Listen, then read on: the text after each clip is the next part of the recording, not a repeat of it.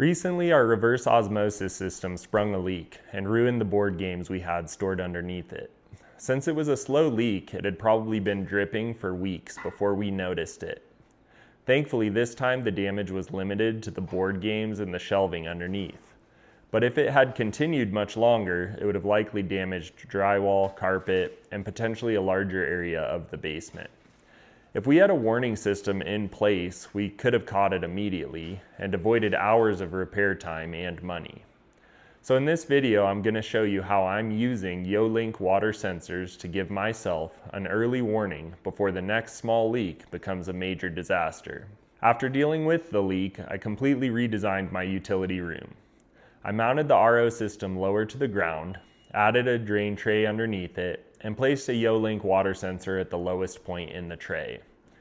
Now if there's even a small amount of water buildup, I get an alert on my phone immediately. Here's why I chose the YoLink. These sensors have up to 5 years of battery life. That's important for something you want to be able to set and forget. They also use standard AAA batteries, so when you finally do need to replace them, you're not hunting down weird proprietary batteries. Another major reason was range.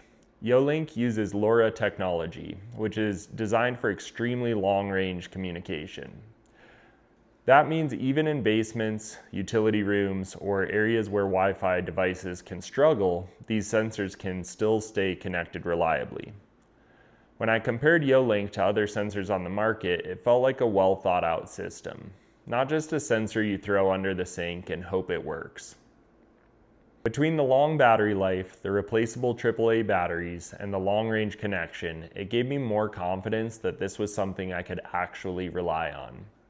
It felt more like an investment into protecting the house. Setup was pretty straightforward.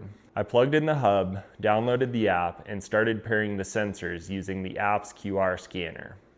Once everything was connected, I started placing the sensors in the areas I wanted to monitor.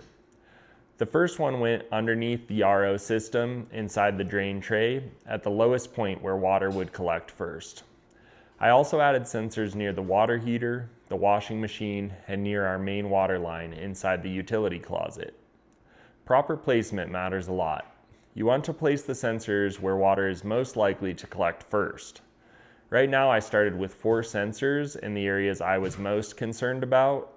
But one thing I like about the YoLink system is that you can continue expanding over time with additional sensors throughout the house. That makes it easy to start small and add more coverage later if you want to. At the end of the day, I'm grateful to have added another layer of protection for the house. Compared to the cost of water damage, repairs, or replacing damaged items, this feels like a pretty small investment for the peace of mind. If you want to check out the YoLink sensors I'm using, I'll have links down in the description below.